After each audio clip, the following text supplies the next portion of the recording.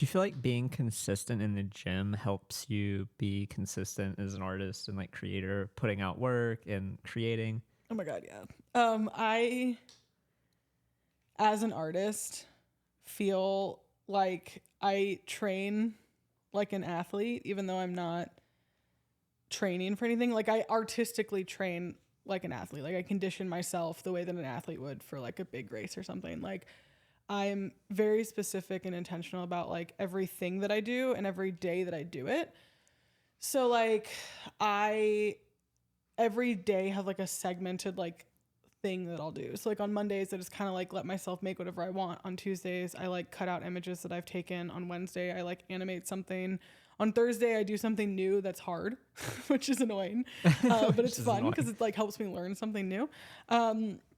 And like on Friday I usually don't really work because I'm usually traveling, to be honest.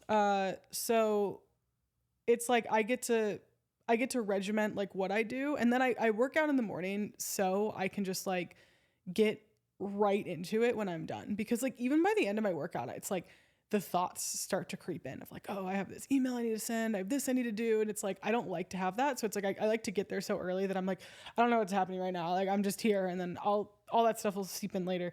But I feel like being an athlete, because I swam competitively for most of my life, which is why I'm so into the gym. Being an athlete to me is the same as being an artist in the sense that like you have to just be consistent, do something over and over again, strive for getting better. You're never going to reach perfection, but get as close as you can, because like that's how you develop like what works for you. And like at least with swimming, without getting too technical in it, every swimmer has a slightly different gait. They have like a slightly different technique that like works for them. Like everyone knows Michael Phelps, and he is kind of a freak of nature in the sense that like his arms are longer than his legs. So he has like this really long wingspan, and it allows him to have a tempo that's different than other swimmers. So I feel like if you get into that groove as an artist of like knowing what like your tempo is, it makes it a little bit easier to kind of like figure out like what works. For some people, what I just said wouldn't work. They'd be like, fuck that. There's no way.